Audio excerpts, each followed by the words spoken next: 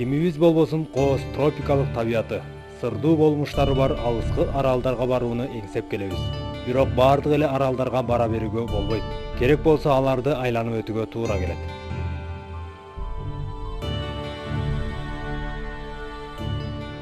Барса келбес аралы. Арал деңизинин батыш жээгинде жайгашкан бул жай казак тилинде Барса келмес деп аталат. Бир караган көзгө эч шек бербегени менен бул жайга келген адамдын деми тартылып, коркунуч сезимине туш болот. Коркунучтан ала келген оокаттарын таштап, туш келди качкан адамдар тууралуу көп айтышат. Үйүнө кайткан адам ал ортодо бир нече жума, керек болсо жыл өтүп кеткенин байкашкан.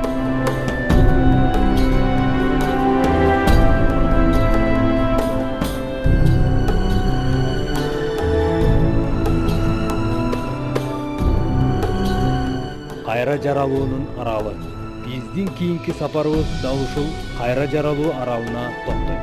Бул да Арал деңизинин жээгинен орун алган. 1948-жылы Советтер Союзу бул жерге биологиялык курал сыноочу лаборатория салган. Анда изилденип жаткан караяттар үчүн оспа, Сибирь кулгунасы, толеремия жана башка бактериялардын козгогуштары колдонулган. Акулалар аралы. Бул жай Маршалдар аталышындагы аралдардын тизмегине кирет. Анын чыныгы аты Бикини. Акулалар аралы деген атка ошол жердеги сууну байырлаган акулалардан улам алган.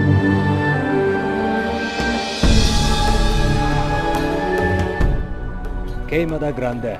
Бразилиянын жээктеринен алыс эмес жайдан орун алган Кейма-да-Гранде аралы кооз аралдардын катарын толуктайт. Бирок ал ажайып кооздукка арбаганы менен ага барууга көбү даабайт. Ал эми ага жетүү үчүн Сан-Паулодон чыгып жарым саатта жетүүгө болот. Бул арал эмнеси менен кооптуу дегенибизде, анда көп өлчөмдө ок жылаандар кездешет. Жылаандардын уусу терини жытытып, ден соолукка коркунуч келтирет. Кызыгы, буга чейин ал аралга банан өстүрүүгө кызыгып келгендер эми ал ойлорунан айнып отурат.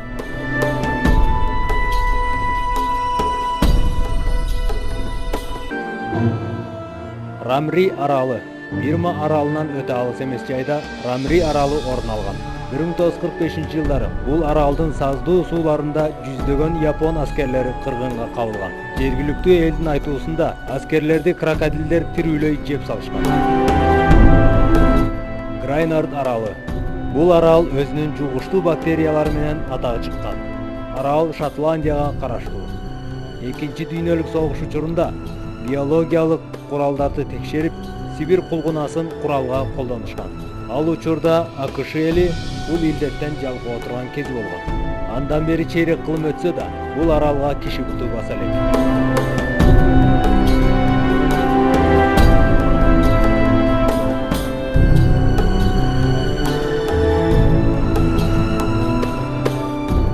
Фараллан аралы. АКШнын Сан-Франциско шаарынан өтө алыс эмес жерден орун алган Фараллан аралы көпчүлүктүн көңүл борборун өзүнө буруп келет. Бул аралга 1946-1970 жылдар аралыгында 10 тонна радиоактивдүү таштандыларды таштап келишкен. Атом таштандыларынан чыккан зыяндуу зат Чернобыль АЭСинен чыккан зыяндуу заттардан 2 эсе жогору. Саба аралы. Кариб аралдарынын биринен орун алган бул арал Саба деп аталат. Сыртынан караганда көз жоосун алып, кызыктуу көрүнгөнү менен аралда кыйратуучу күчкө ээ болгон шамал болуп турат. 150 жылдан берки байкоого алынган бул арал өзү теңдүү аралдарга салыштырмалуу 2 эсе шамалдын каарына калган. Павеглия аралы. Венециянын көркөм табиятынан орун алган бул чакан арал тарыхый окуялардын күбөсү болгон. Рим империясынын гүлдөгөн мезгилинде Европа чума илдетине кабылган. Андан улам ал оору менен ооругандарды ушул жайга жеткизип турушкан. Эсептөөлөр боюнча бул жайдан бир мезгилде 160 000 адам көз жумган.